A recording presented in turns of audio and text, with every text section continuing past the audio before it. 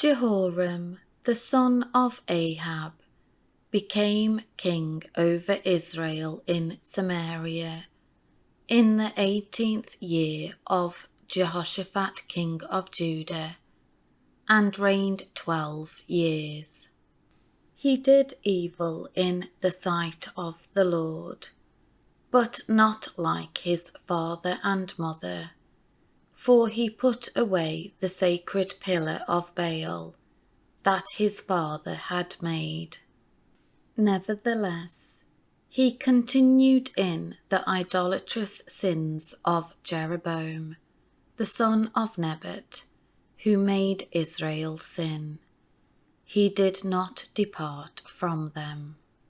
Mesha, the king of Moab, was a sheep breeder, and he used to pay an annual tribute to the king of Israel, 100,000 lambs, and the wool of 100,000 rams. But when Ahab died, the king of Moab rebelled against the king of Israel. So King Jehoram left Samaria at that time, and assembled all the fighting men of Israel. Then he went and sent word to Jehoshaphat, king of Judah, saying, "The king of Moab has rebelled against me. Will you go with me to fight against Moab?" And he replied, "I will go. I am as you are, my people as your people, my horses as your horses." Jehoram said, "Which way shall we go up?" Jehoshaphat answered, "The way through the wilderness of Edom." So the king of Israel went with the king of Judah and the king of Edom. They made a circuit of 7 days' journey, but there was no water for the army or for the cattle that followed them.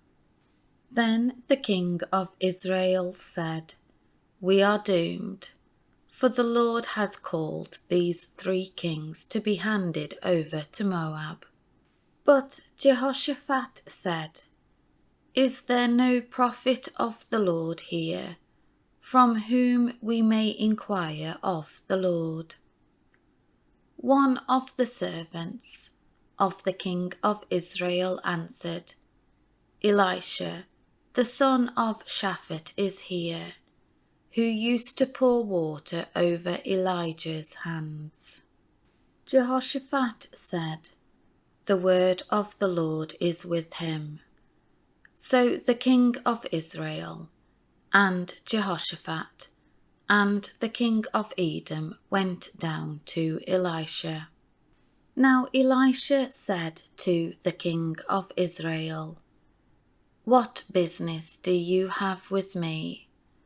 Go to the prophets of your wicked father Ahab, and to the prophets of your pagan mother Jezebel." But the king of Israel said to him, "No, for the Lord has called these 3 kings together to be handed over to Moab."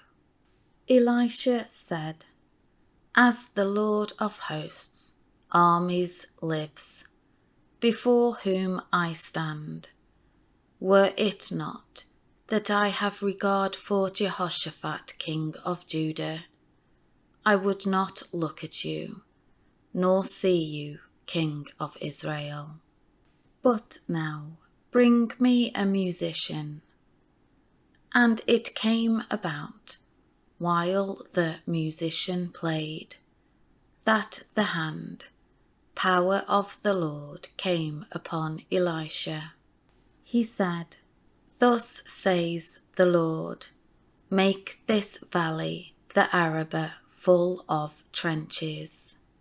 For thus says the Lord, you will not see wind or rain, yet that valley will be filled with water, so you and your cattle and your other animals may drink. This is but a simple thing in the sight of the Lord. He will also hand over the Moabites to you. You shall strike every fortified city, and every choice principal city, and cut down every good tree, and stop up all sources of water, and ruin every good piece of land with stones. It happened in the morning, when the sacrifice was offered, that suddenly water came miraculously from the area of Edom, and the country was filled with water. Now all the Moabites heard that the 3 kings had come up to fight against them, and all who were able to put on armour, as well as those who were older, were summoned and stood together in battle formation at the border.